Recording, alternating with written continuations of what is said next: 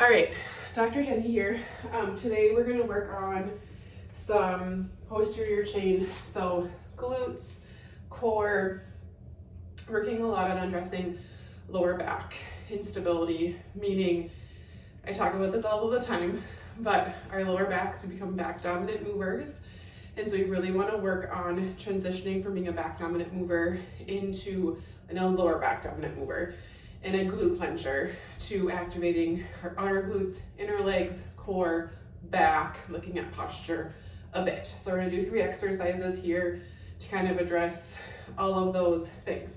One of my absolute favorite movements, a bird dog row. So we're really putting together our core with that leg extension movement. So our opposites are going to move. So we're going to extend that leg.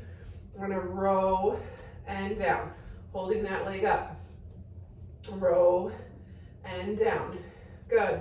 Row and down. Good. Row and down. Good. Holding that leg up, which takes a little bit of effort. Good. From that core. And switching sides. Kicking that opposite side out, holding that up, and then row and down. Row and down. Good. This is my dominant leg.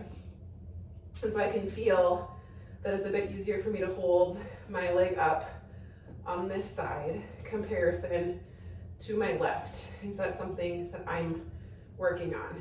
Good. But you should feel that low, deep core, working on that back strength, also with that glute extension. So love that move. Next, we're gonna go into an elevated glute bridge. So I'm gonna use my wobble board. You can use something, a yoga block even would be okay. We're gonna bring a band. I'm gonna use a silicone band instead of a cloth band, but whatever you have available to you, okay?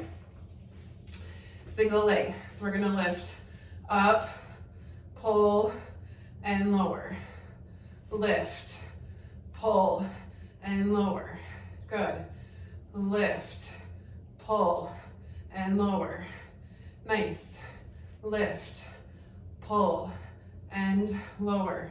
One more. Lift, pull, and lower. Good. Switching sides here. So putting together our core, good, and lower with our glutes. So trying not to dump into our lower backs. Good. Lift, pull, and lower. So to make this more challenging, if you're looking for that, we could add a higher elevation.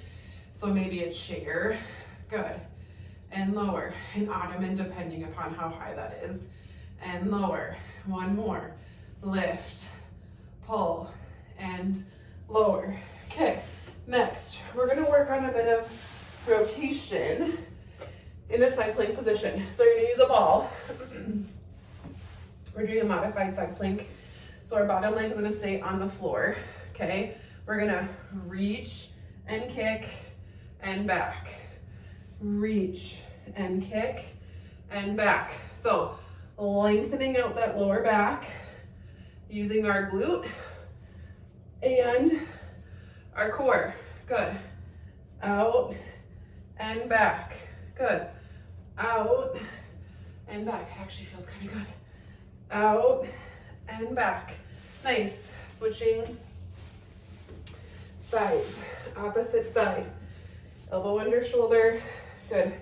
And now reach and in. Good. Reach and in. Nice.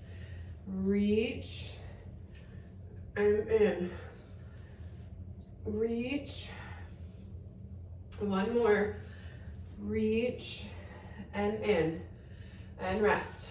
So you can see and feel from those movements, we're trying to work on glutes and core, avoiding using our lower back all too much.